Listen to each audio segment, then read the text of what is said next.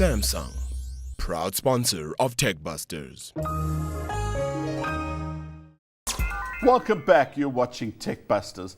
Government is pushing ahead with plans to levy value-added tax on digital goods like music and video downloads, as well as ebooks, with the new rules set to come into effect on the 1st of April. What does this mean for those of us that started consuming things electronically? Here to break down the tax is Deloitte's Dr. Anne Bardopoulos, manager of Deloitte's VAT team.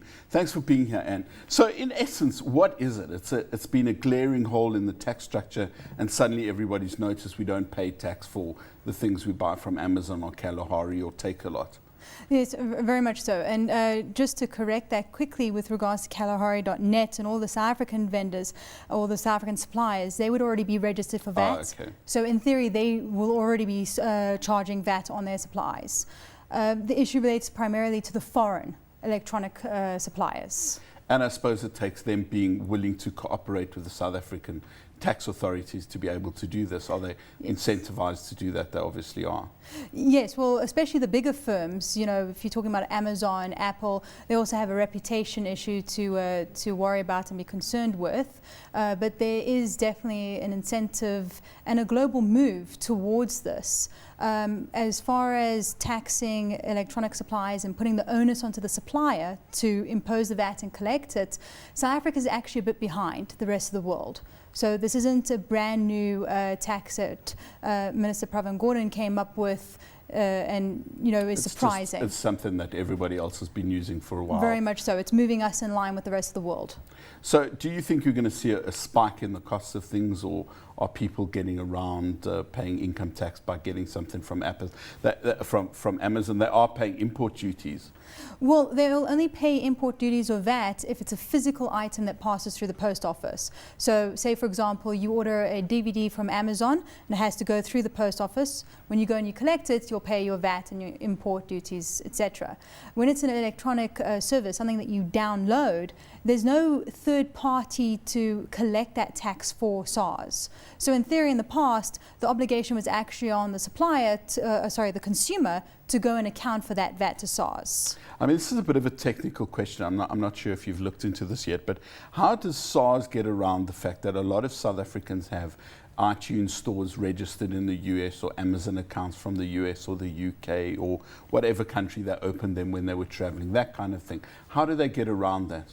Well, the place of supply rule that SARS has introduced with these new amendments is the supplier will have an obligation to determine if the consumer is a resident of South Africa or if the payment originates from a South African bank account. So that means that there probably will be a small number of individuals who can manipulate the system. Someone who has an address abroad, someone who has a bank account abroad, but that won't be the vast majority of internet users. And do you think this figure that Pravin Gordhan's bandied about of R1 billion, is that accurate? I mean, are we talking about a R1 billion for the coffers that's kind of leaking through the edges? It's actually quite interesting because I haven't come across a proper study that's gone ahead and actually worked out how much supplies are occurring.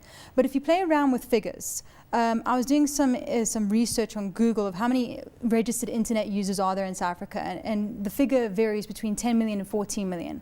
So say, for argument's sake, that we just work on 14 million. If every user acquires 100 Rand of supplies from a foreign supplier every year, you're talking about approximately 196 million tax.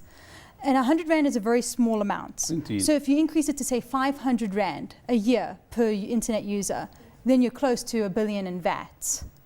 I think that's a good way of looking at it, but a lot of the e-commerce that people are doing is for things like aeroplane tickets. I mean, that remains for often certainly in South Africa, according to recent studies, the kind of thing. So there will be VAT attached to that, but it brings South Africa in line with global standards. And it provides another tax opportunity. A lot of people might get angry and say it's yet another tax on the middle class.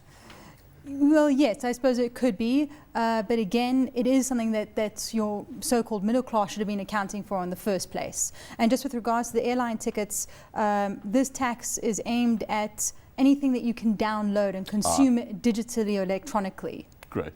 Great. Well, thanks for being here, Anne. It's time for our app of the week, and this week we sent Aki out for a bit of exercise, hence the very bad scratches that he has.